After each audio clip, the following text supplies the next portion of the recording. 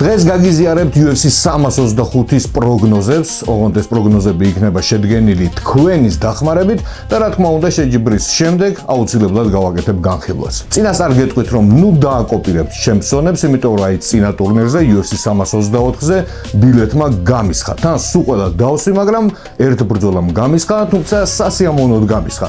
იმიტომ რომ მედო პედიზე გაიმარჯვა კი გეიჯიმ. ეს არის MMA, ვის რა გაუვარდება ღმერთმა იცის. აი მაგალითად პედის და გეიჯის ბრძოლას, როდესაც მე პედიზე დავდე ფული, ასევე ჩავატარე პარალელურად გამოკითხვა YouTube-ზე და 6300 კაცმა მიიღო მონაწილეობა და აქედან 75%-მა ხმა მისცა გეიჯის გამარჯვებას. აი მომესმინა მაგათვის, მაგრამ არ მოусმინდა, მაგიტომაც წავასხი. ამიტომ აწის სულ ყოველთვის გავაკეთებ ხოლმე ესეთ გამოკითხვას, თქვენ მიიღებთ მონაწილეობას და ამის მეშვეობით მეც მექნება რაღაცა ბილეთის შედგენის რაღაცა ვარიანტი და თქვენც რა თქმა უნდა გამოიყენებთ ამ ყველაფერს. დღეს ვისაუბრებთ მთავარ ბრძოლებზე, რადგან პრელიმებში საერთოდ არაფერი არ ხდება, ისეთი მებრძოლები ჩხუბობენ.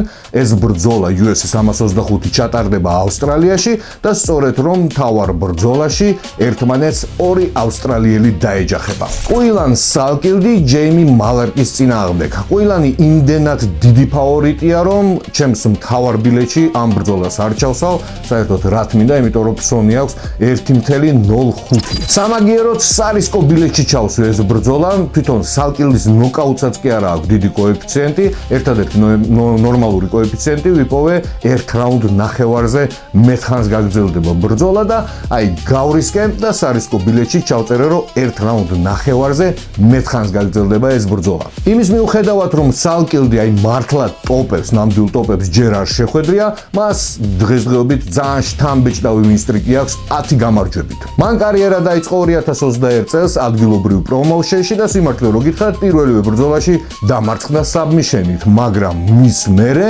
აღარ წაუგია. ამ პრომოუშენში სალკილდი გახდა ჩემპიონი, ერთხელ დაიცვა კიდევაც კამარი და რაც თავარია, თითქმის ყველა ბრძოლა დაასრულა ფინიშებით და ეს ფინიშები იყო როგორც საბმიშენები, ასევე ნოკაუტები.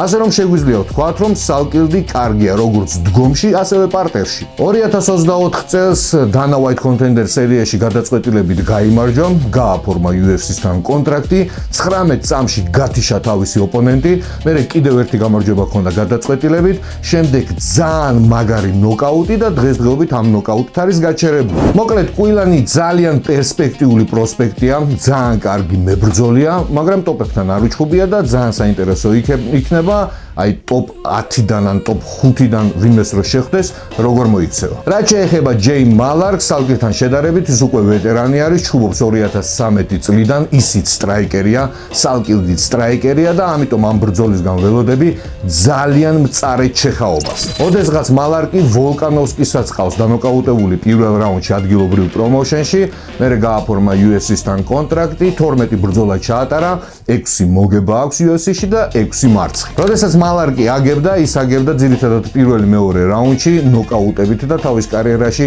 6 ჯერ არის დანოკაუტებული, არ აქვს ესეთი ძლიერი ყვა, ამიტომ არ მჯერა ეს ბიჭი რომ გაიმარჯვებს. და იმ მძიმე წონაში ერთმანეთს დაუპირისპირდებიან ავსტრალიელი ტაიტ უივასა და ბრაზილიელი ტალისონ ტეიშეირა. თავარ ბილეთში ამ ორთა ბრძოლას არ ჩავწერ, იმიტომ რომ მძიმე წონა, ორივე სტრაიკერია, ვინ როდის გაისვრის, მოკლედ დასწრებაზე არის აქ, ერთადერთი ის ვიცი ზუსტად რომ ეს ბრძოლა აუცილებლად დასრულდება ნოკაუტით. ამ შეხვედრაში ტეიშეირა არის ფავორიტი, მოდის კოეფიციენტით 1.27, ტუივასა კი თუ არ ვცდები 3.2-ით, ასე რომ არ გავრისკავ ესეთ დაბალ კოეფიციენტს ბილეთში რო შევიყვანო, მაგრამ სარისკო ბილეთში ჩავწერ ტეიშეირას გამარჯვებას ნოკაუტით. აი ამას უკვე კაი კოეფიციენტი აქვს 1.57. ნუ აი რა შეგვიძლია ვთქვათ ტუივასაზე, ისეთი რომ შევაშინოთ ტეიშეირა. აი მაგალითად UFC-ში მას 7 ნოკაუტი აქვს გაფორმებული. ერთი პერიოდი 5 გამარჯვებიანი ვინსტრიკით მოდიოდა. თან ყველა გამარჯვება მოიპოვა ნოკაუტით. მერე ბოლოს შეხვდა სირილ განს, სირილ განთან დამარცხდა სამაგიეროდ, სირილ განი გაუშვა ნოკდაუნში. ასევე ტუივასას ტეიშეირასთან შედარებით დიდი პლუსი ის აქვს, რომ ის ჩხუბობს საკუთარ სახლში, ავსტრალიაში.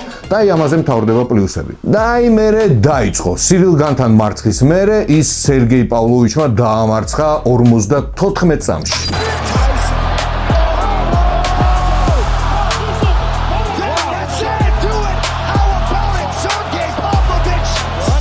შემდეგ ალექსანდრ ვოლკოვმა, სტრაიკერმა ის მიწაზე დაახრჩო.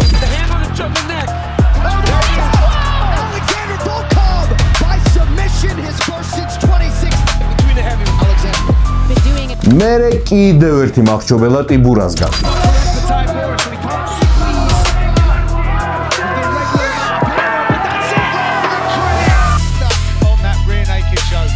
და ბოლოს კიდევ ერთი მარცხი ჟორჟინიო როზენსტრაიკთან, ოღონდ გადაწყვეტილებით ამჯერად გაუმართლა ყოჩახ მაგარი ხარ და საერთო ჯამში გამოდის რომ ტუივასა მოდის 5 ზედიზედ მარცხით.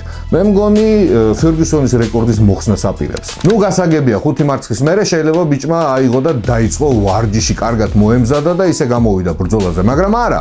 18 თვით გაქრა, თან გულაობდა ძალიან უყვარს ლუდისმა, გასივდა, ალბათ 150-160 კილოგრამი გახდა და 18 თვის მერე მოდის და უნდა ბრძოლა. რაც შეეხება ტეიშეირას, სანამ UFC-ში მოხდებოდა, მან 5 ბრძოლა ჩაატარა და 5-ვეში გაიმარჯვა, მაგრამ ყველაზე მთავარი ის არის, რომ 5-ვეში გამარჯვება მან მოიპოვა ფინიშით.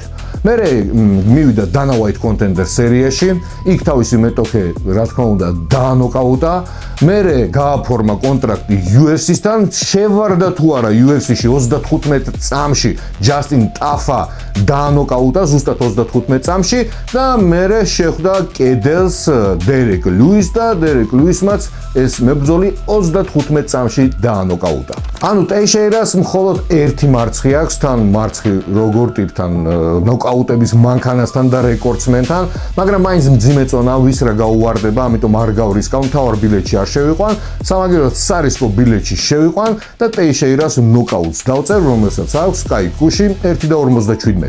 და ერთ-ერთი ყველაზე სანახაობრივი ჩხუბი UFC 325-ზე შედგება 70 კილოგრამში, სადაც ერთმანეთს დაუპირისპირდებიან რაფაელ ფიზიევი და მაურისიო რუფი. ჩემს გვერდზე YouTube-ზე გამოკითხვა ჩავატარე, სადაც უმრავლესობა თვლის, რომ ფიზიევი გაიმარჯვებს. ამიტომ ჩემ მაყურებლებს მე ვენდობი და მთავარ ბილეთშიც დავდებ ფიზიევის გამარჯვებას და შევტენი სარისკო ბილეთშიც. ფიზიევი ამ ბრძოლაში არის ანდერდოგი კოეფიციენტით 1.9, რუფი კი ფავორიტი არის და მოდის კოეფიციენტით 1.75. რუფი მართლა ძალიან ძლიერი სტრაიკერია და თითქმის ყველა თავის ბრძოლას იგებს ნოკაუტებით. UFC-ში ის მოხდა Dana White Contender სერიაში, გამოვიდა ამ პროექტში, პირველივე შეხვედრაში დაანოკაუტა თავისი მეტოქე. შემდეგ UFC-სთან გააფორმა კონტრაქტი, 3 ბრძოლა ზედიზედ მოიგო, 2 ნოკაუტი, 1 გადაწყვეტილება, ალაპარაკა სუყველა, მაგრამ ერთი მინუსი ამ მებრძოლს ის აქვს, რომ ტოპებიდან არავის არ შეხვედრია. კი, შეიძლება ვიღაცამ თქვას, რომ მან ბობი გრინი დაანოკაუტა შარშან. კი, ეს ესე იყო, მაგრამ ბობი გრინი ძალიან ბებერია. MMA-ში მოდის 2008 წლიდან და ბობი გრინი მაგალითად ფიზიევს დამარცხებული ყავს მაშინ, როდესაც ის ბევრად უკეთეს ფორმაში იყო. მაგრამ აი, როდესაც რუფის შეახვედრეს შედარებით უკეთესი მეტოქე ბენუა სენდენის სახით, ის დამარცხდა. სენდენიმ ის დაახრჩო მიწაზე, იმიტომ რომ პარტერში იყო უკეთესი და ესე დაასრულეს რუფის ესეთი ძალიან მაგარი კარიერა. რაც შეეხება ფიზიევს, ისაც სტრაიკერია, რომელიც კარგად იბრძვის მიწაზე, ნუ ყოველ შემთხვევაში მას რუფიზე უკეთესი ჭიდაობა აქვს და ეს ასპექტი კიდევ ძალიან მნიშვნელოვანია ამ ბრძოლაში. ერთი პერიოდი ფიზიევი 6 გამარჯვებიანი ვინსტრიკით მოდიოდა UFC-ში და თავის გზაზე კაი სერიოზული მებრძოლები ყავს დაყრილი, ისეთები როგორიც არის რენატო მაიკანო, ან ყოფილი UFC-ს ჩემპიონი რაფაელ დოსანიოსი, ან იგივე ბობი გრინი, როდესაც ის უკეთეს ფორმაში იყო და უფრო ახალგაზრდა იყო. თუმცა ბევრი იტყვის, რომ ამის მერე რაფაელ ფიზიევი 3-ჯერ ზედიზედ დამარცხდა. კი, დამარცხდა, მაგრამ როგორ დამარცხდა, ვისთან დამარცხდა და რატო დამარცხდა? აი მაგალითად 2023 წელს ფიზიევი შეხვდა ჯასტინ გეიჯის და ბიჭებმა 3 რაუნდის განმავლობაში ძალიან სასტიკად იჩეხავეს და რა თქმა უნდა ჯასტინმა გადაწყვეტილებით გაიმარჯვა. კი, გეიჯი იყო უკეთესი, ამაში ყველა ვთანხმდებით, მაგრამ ფიზიევმაც არ დაუხია და ბოლომდე იჩხუბა.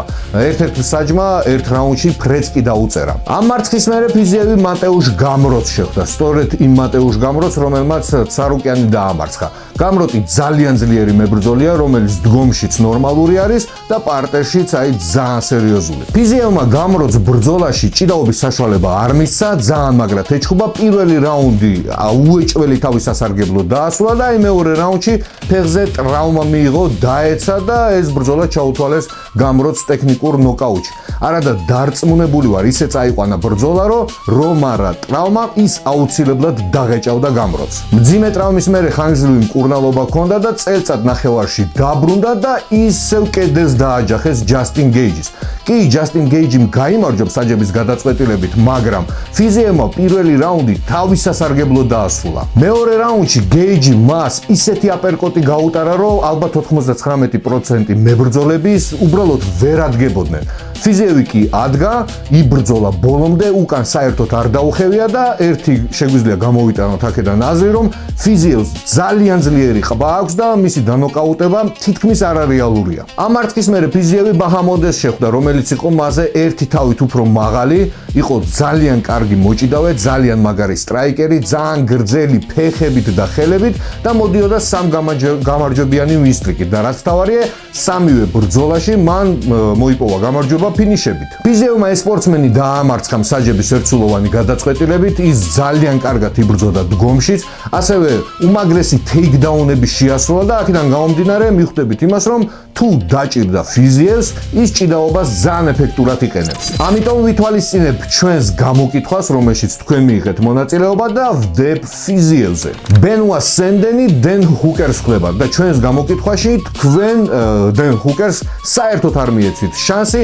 ამიტომ ბენუა შემყავს ორივე ბილეთში, მთავარ ბილეთშიც და სარისკო ბილეთშიც. ბოლო ბრძოლიდან გამომდინარე ვნახეთ, რომ ჰუკერი ძალიან ცუდად გამოიყურებოდა პარტერში, მაგრამ დგომშიც ცუდად გამოიყურებოდა, იმიტომ რომ სარუკიანმა ის დგომშიც მაგრად დალეცა. ჰუკერი ვეტერანია, იბრძვის 2009 წლიდან, UFC-ში 23 ბრძოლა აქვს ჩატარებული, საიდანაც 9-ში დამარცხდა და აი ვისაც შეხვდა ტოპებიდან ყველასთან წააგო. ნუ არ ჩავთვალოთ მარცხები ცარუკიანთან და მახაჩევთან, რომლებიც უნარებით მასზე ბევრად წინ დგანან. შეგვიძლია არ ჩავთვალოთ მარცხი დასტინ პორიესთან, რომელიც ბევრად უკეთესი სტრაიკერია. ის დამარცხდა არნოლდ ალენთან ნოკაუტით, მაიკლ ჩენდლერმაც დაანოკაუტა, ედსონ ბარბოზანმაც დაანოკაუტა. მოკლედ, სერიოზულ სპორტსმენებს როდესაც ხვდებოდა, ის უყოველთის აგებდა. ბოლო ორი გამარჯვებაც მოპოვებული აქვს, აი ძლივ-ძლივობით მსაჯების გაყოფილი გადაწყვეტილებით. აი ბენუა სენდენი კი ნამდვილი მონსტრია, რომელსაც პროფესიონალებში რეკორდი აქვს 16 გამარჯვება და 3 მარცხი. ის თავის ბრძოლებს მარტო ფინიშით იგებს და ცხოვრებაში საჯების გადაწყვეტილებამდე არასდროს არ მისულა. სანამ სენდენი UFC-ში მოხვდებოდა, მან 7 ზედიზედ შეხვედრა მოიგო და რაც თავარია, აქედან 6 ბრძოლა მან საბმიშენით მოიგო და 1 ნოკაუტით. აქედან გამომდინარე შეგვიძლია ვთქვათ, რომ ის პარტერში ნამდვილი მონსტრია. ბენუა UFC-ში ერთი პერიოდი 5 გამარჯვებიანი ვინსტრიკით მოდიოდა და თავის გზაზე სულ ყველა დააფინიშა. 3 ნოკაუტი, 2 საბმიშენი და ჰუკერთან განსხვავებით მას ოპოზიცია ყავდა ბევრად უფრო სერიოზული. ნუ ვისაც მოუგო. მაგრამ 2024 წელს ორჯერ დამარცხდა თან ერთმანეთის მიყოლებით. ერთი დასტინ პორიესთან, მეორე რენატო მაიკანოსთან და აი როდესაც ყველას ეგონა რომ მისი დრო უკვე წავიდა, ის დაბრუნდა 2025 წელს 3 ბრძოლა ჩაატარა, სამივე ფინიშით მოიგო, გაანადგურა სულ ყველა, მათ შორის თავის გზაზე შეჭამა ზუსტად რომ რუსი. ასე მგონია რომ ბენუა დააფინიშებს ჰუკერს, მაგრამ არ გავრისკავ და უბრალოდ გამარჯვებაზე დავდებ ორივე ბილეთში. და იმ თავარ ბრძოლაში, სატიტულო ბრძოლაში 66 კილოგრამში ერთმანეთს ხვდებიან ვოლკანოვსკი და დიეგო ლოპესი. მე შევხედე გამოკითხვას, რომელიც ჩავატარე UFC-ში, თქვენ საერთოდ არ მიეცით ლოპეს შანსი და ამიტომ აღარ დავიწყებ მსჯელობას, როგორც წინათ, მაშინ დავდე პედი პიმბლეძე, მაგრამ სულ ყველამ დაწერეთ, რომ ჯასტინ გეიჯი მოიგებდა და ასეც მოხდებოდა, ამიტომ საერთოდ აღარაფერს აღარ უყურებ და პირდაპირ ვდებ ვოლკანოვსკის გამარჯვებაზე. ვოლკანოვსკი არის ფავორიტი, აქვს კოეფიციენტი 1.65, დიეგო ლოპესი კიდევ 2.05-ით მოდის. აი მთლიანად ვენდობი თქვენს გადაწყვეტილებას, აღარ დავიწყებ ამ მებრძოლების განხილვას, იმიტომ რომ ვიდეო ძალიან გამიგრძელდება, ამაზე ვისაუბრებთ, როდესაც ტურნირი დასრულდება, მოგიყვებით ორივე მებრძოლის ისტორია. ერთი იმას დავამატებ, რომ არც მე მჯერა, რომ ვოლკანოვსკი საკუთარ სახლში დამარცხდება.